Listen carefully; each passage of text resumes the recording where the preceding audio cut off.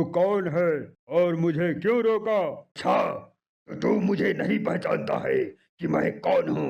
मैं तुझे पहचान कर क्या करूं कि तू कौन है? तो पहचान ले, मेरा नाम बलि है और मैं धौलिया महाराज का दास हूँ, समझा? अच्छा, अब समझ में आया। तू मुझे गुरुदेव के पास जाने से रोकने के लिए आया है। तो तुझे क्या लगता है कि मैं तुझे आरती उतारने के लिए आया हूँ? तो आओ, देखते हैं किसमें कितना दम है।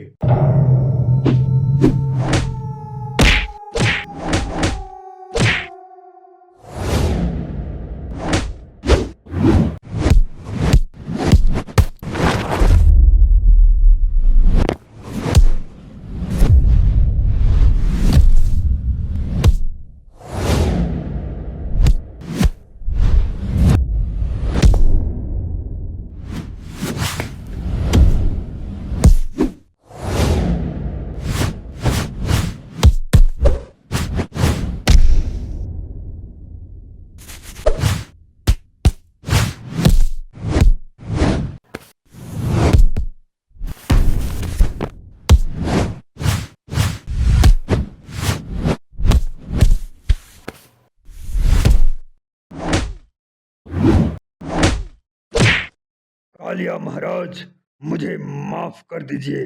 मैं आपका भाई धौलिया का दास बनने से अच्छा मैं आपका दास बनकर जिंदगी बिताना चाहता हूँ और आपके आसपास साए की तरह रहना चाहता हूँ। मुझे माफ कर दो महाराज, मुझे माफ कर दो। ठीक है, मैं तुझे माफ कर दिया, लेकिन याद रखना, दूसरों के घरों में आग लगाते लगाते एक दिन खुद के घर में आग लगा लेता है, समझा? महाराज, खुशी देने वाले भले ही अपने ना हो, लेकिन दर्द देने वाले हमेशा अपने ही होते हैं। वो तो मैं जानता हूँ बली, भली भांति जानता हूँ। महाराज, गलती करके गलत हो जाना आसान है, लेकिन सही होकर खुद को सही साबित करना कठिन है महाराज। मैं जानता हूँ बली, मैं सब कुछ जानता हूँ, लेकिन धौलिया इतना आसानी से सत्ता छोड़ने वाला नहीं है, इसलिए मैं गुरुदेव के पास जा रहा हूँ। महाराज, मुझे भी गुरुदेव के पास लेकर चलिए। मैं आपका दास बन के अपना जिंदगी बिताना चाहता हूँ महाराज, और आपका साया बनकर जिंदगी भर रहना चाहता हूँ महाराज। तुम अभी मेरे साथ गुरुदेव का पास नहीं जा सकता है, समझा? ठीक है महाराज, आप जाइए गुरुदेव का पास, मैं आपका यहीं इंतजार करता हूँ। तुम जाओ मनसुखा के पास और मेरा वहीं इंतजार करना। ठीक है महाराज, मैं चलता हूँ।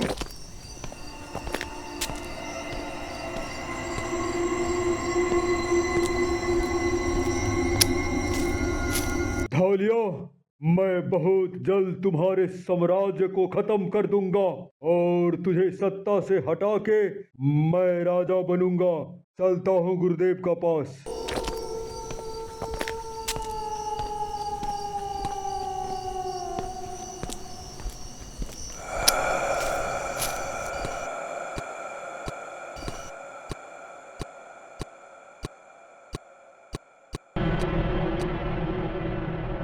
गिर्रा, मुझे समझ में नहीं आ रहा है। क्या समझ में नहीं आ रहा है जीजाजी? यही कि बलि को आने में इतना विलंब क्यों हो रहा है? मैं तो उसे कालिया को मारने के लिए भेजा था, लेकिन वो अभी तक क्यों नहीं आया? महाराज, आप एक बहुत बड़ा भूल कर रहे हैं महाराज। मैं और भूल ये हो नहीं सकता है, समझा?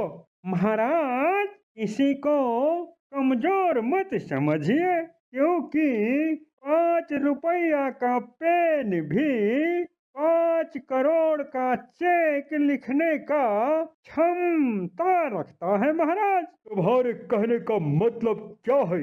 कुछ नहीं महाराज। नहीं नहीं जीजा जी, आपसे कालिया टकराएगा तो शकना चूर हो जाएगा। तुम सही बोला टिर्रा, बिल्कुल सही बोला। कालिया को राजा बनने का बहुत बड़ा शौक है, लेकिन राजा क्या, मैं उसे अपने चपरासी में भी नहीं रखूंगा। समझा टिर्रा? जी जीजा जी, कभी कभी औकात से बड़े दिखावे खुद का विनाश का कारण बनता है। चुप कर। और हाँ, विनाश मेरा नहीं, बल्कि वो हरामखोर कालिया का होगा, कालिया का। और हाँ, तू अभी जाके पता लगा कि बलि को जिस काम से पठाया था वो पूरा हुआ कि नहीं।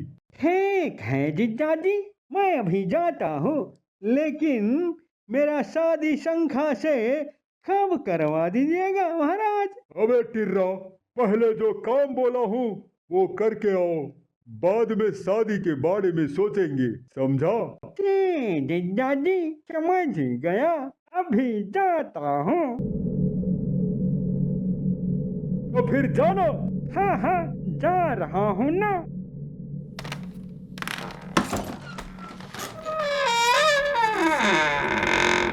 आओ आओ आओ बले, आज रास्ता कैसे भूल गया? तकलीफ को भुलाया जा सकता है, लेकिन जानबूझकर तकलीफ देने वालों को नहीं। ओ, तुम्हारे कहने का मतलब क्या है बले?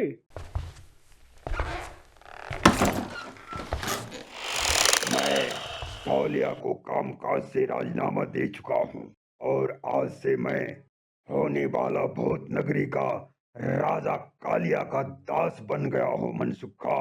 अच्छा अच्छा, तो तू महाराज के साथ गद्दारी किया है। छुप के देखता हूँ यहीं से, आगे क्या क्या होता है। देखो बली, तुमने जो धौलिया का साथ छोड़ दिया बहुत अच्छा किया, क्योंकि धौलिया बहुत बड़ा ईमानखोर है। मैं जानता हूँ मनसुखा, धौलिया सत्ता पाने के लिए भाई क्या, उसने अपने बाप को नहीं छोड़ा, तो मैं क्या चीज हूँ। अच्छा अच्छा, मनसुखा इसे उल्टा पाठ पढ़ा रहा है। मैं जाता हूँ महाराज के पास और सारा बात बता देता हूँ।